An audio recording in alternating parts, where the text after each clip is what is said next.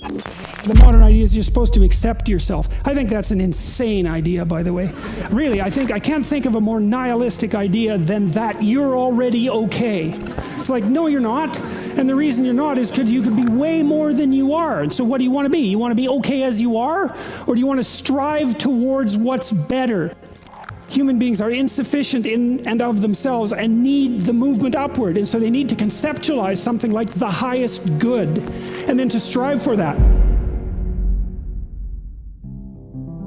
You should love and feel good about the person you are now. And that's actually a dubious proposition for a variety of reasons. One is, whatever your self is not only what you are. Yourself is also what you could become.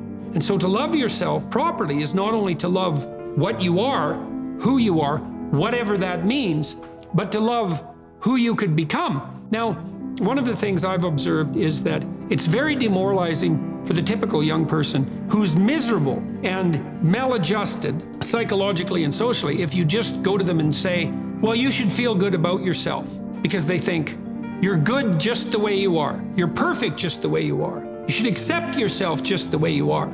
It's like, well, okay, so what does that say about who I should become? Is that just now off the table because I'm already good enough in every way?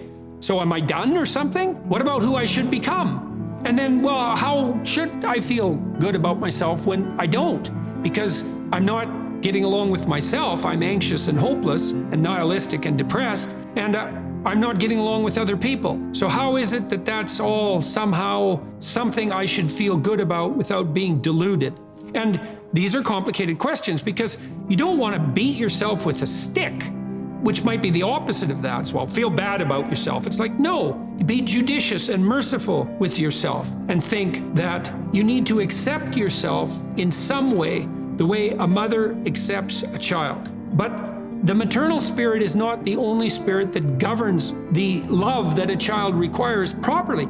You have the paternal spirit of encouragement as well, which is, well, we need to shelter and protect you and to provide for your security the way you are, but you could be a lot better and should be, and I have faith that you could be, which is the love that I'm delivering to what you're becoming rather than what you are. And so love that you direct towards yourself is partly directed towards that maternal care that's sort of the minimum precondition for basic flourishing, combined with an attitude of encouragement towards the possibilities of your being.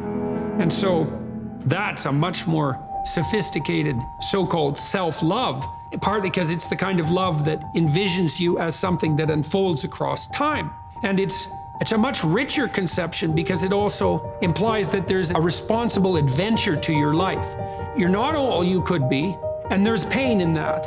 And there's the necessity for a certain amount of judgment about that, and even a certain amount of exclusion, because what you are that is insufficient in some sense should not be allowed to propagate further.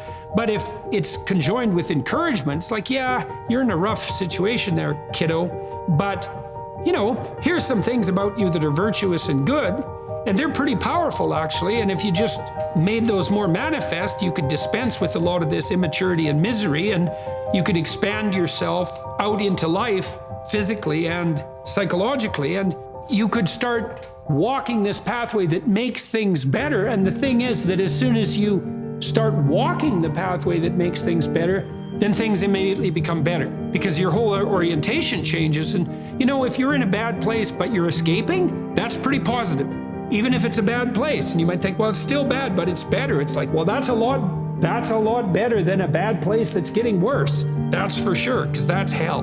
Hell is a bad place that's getting worse. That's for sure. And so if you take the bad place and it's getting better, well, it's already not hell, that's a start. And so this notion of love, we've confused this with the maternal instinct for an infant. It's like, because an infant under 6 months, it's like, well, of course, your attitude towards an infant is you're exactly okay the way you are. But that's not what you do to any child that's older than 6 months. You start laying down some criteria for becoming, for improvement. And some of that improvement, because we can define it, well, there's nothing more perfect than a child, than a baby. It's like, yeah, but that's not true if the baby's 14 years old. right? It's true if the baby's 6 months old and actually a baby, but by 9 months, well, the child is going to start to interact socially. And now there's some principles that the child has to learn to abide by so that social interaction is optimized. You want to take the infant who's entirely dependent and turn them into something that's autonomous and then socially integrated, and then socially integrated in a manner that's moving them towards individual responsibility. And the love is not only love that's devoted to what they are at any point, which is that encompassing maternal love, say, but the love that says, yeah, kid, you know, we're pretty happy you're around, but the new you is going to even be better. And that's encouragement, and that's part of love. It's half of love, that's for sure. And you want to direct that to yourself as well. It's like, you don't want to judge who you are so harshly that you just destroy yourself and everything is cast into the pit. You want to take a look at yourself and say, look, you know, you're a person among persons and you have intrinsic worth and you have your flaws, your sins, your domain of ignorance and inadequacy, but that doesn't mean that you're entirely worthless because of that. You have a base level value. That's the intrinsic worth, let's say, that's reflective of the fact that you're made in the divine image in the most fundamental sense. You have intrinsic worth, and that's due a certain degree of baseline love. But there's the becoming problem. It's like, well, especially when you're young, most of you is still in the becoming phase. And so why wouldn't encouragement be the hallmark of love? It's like, get the hell up, get your act together, adopt some responsibility, put your life together, develop a vision, expand yourself beyond the narrow confines that are causing your misery. And we think you can do it.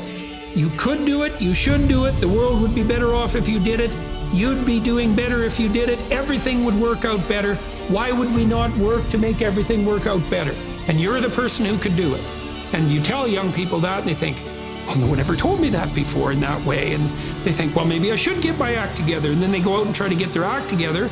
And they think, well, turned out that worked and I'm less miserable. I could try doing it a little bit on a broader scale. And they try that and they think, wow, people seem a lot happier with me. I have more friends and I'm more popular and I'm a little more physically attractive because I'm standing up a little bit straighter. And then away they go and unfold, man. Be a force for good in the world. And that'll be the adventure of your life. When you're getting ready in the morning, when you're working, or when you're simply looking to open your mind, download Mindset and listen to your favorite inspirational speeches of all time. Your brain is the most powerful weapon in the world.